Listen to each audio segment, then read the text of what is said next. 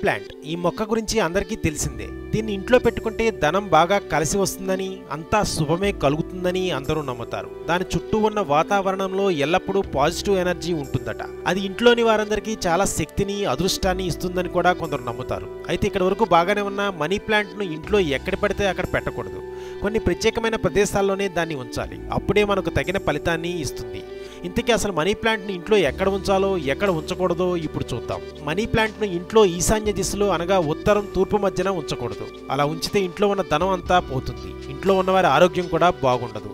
ఇంట్లో ఏదైనా కుండీలో లేదా ఒక బాటిల్లో నీళ్లు నింపి అందులో మనీ ప్లాంట్ను పెట్టాలి. దీంతో ఇంట్లో ఉన్నవారి ఆర్థిక పరిస్థితి మెరుగుపడుతుంది.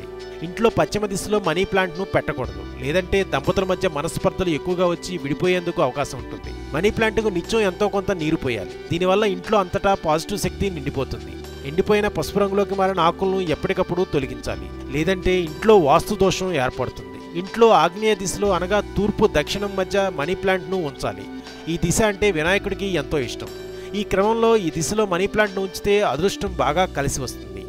ధనం కూడా బాగా చేకూరుతుంది. ఇంట్లోని వారందరికీ శుభమే కలుగుతుంది. సాధారణంగా మనీ ప్లాంట్ అని పిలిచే ఈ మొక్కను ఇంట్లో పెట్టుకుంటే లక్ అని చెబుతుంటారు. నిజమే, ఈ మొక్క ఇంట్లో ఉంటే అదృష్టం పండినట్టే. అలాగే మీ లక్కీ నెంబర్ ఎంత అయితే అన్ని ఆకులు ఒక కొమ్మకు ఉంటే మరింత లక్కీ.